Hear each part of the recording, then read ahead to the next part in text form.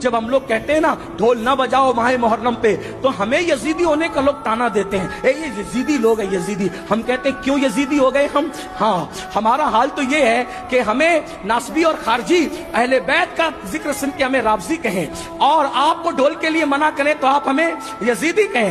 بہت اچھی بات ہے، آپ کے اپنے معاملات ہیں، مگر یاد رکھنا اللہ کی عدالت میں تمہیں بھی منہ دکھانا ہے اور ہمیں بھی کھڑے ہونا ہے۔ ہم حق بات کہہ جائیں گے، کیوں ڈھول بجاتے ہو محرم میں، کیوں ڈھول پیٹتے ہو محرم میں، کیوں چڑھاوے چڑھاتے ہو بتوں کی طرح معاملات کر کے، تو آپ کہیں گے محبت ہے محبت۔ ہم نے کہا کیوں محبت ہے؟ جن کی شادیوں میں ڈھول نہیں بجے ان کی شہادتوں پہ ڈھول بجاتے ہو، بے شرمو۔ آپ بتائیں مجھے، کوئی ثابت کر سکتا ہے امام حسن کے نکاح پہ ڈھول بجا، امام حسین کے نکاح پہ ڈھول بجا؟ جن کی شادیوں میں ڈھول نہیں بجے ان کی شہادت پہ ڈھول بجانے کا جگر لاتے کہاں سے ہو؟ کہا نہیں نہیں یہ عشق اور محبت ہے۔ ہم نے کہا اگر یہی عشق و محبت ہے، اگر یہی تقاضۂ محبت ہے کہ علی اکبر کے جسم کے جس دن ٹکڑے ہوئے ہو، جس دن اللہ اکبر امام حسین کے سر کو نیزے پہ اٹھایا گیا ہو، جس دن بیویوں کی چادریں چھینی گئی ہو، اگر اسی دن ڈھول بجانا تقاضۂ محبت ہے، اللہ کسی کو وہ دن نہ دکھائے جس دن تیرے بیٹے کا ایکسیڈنٹ ہو اور تیرے بیٹے کا جوان بیٹے کا جنازہ اٹھ رہا ہو،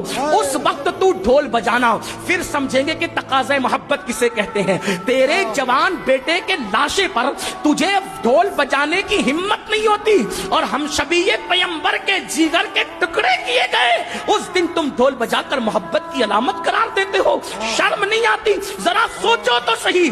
سنیو، بدعقیدگی کے راستے ہم نے استوار کرنے کی کوشش کی ہے۔ امام احمد رضا کی شان یہ ہے، انہوں نے اہل سنت کو بھی اصلاحی نظریہ پیش فرمایا اور بدعقیدوں کو بھی لگام عطا کی۔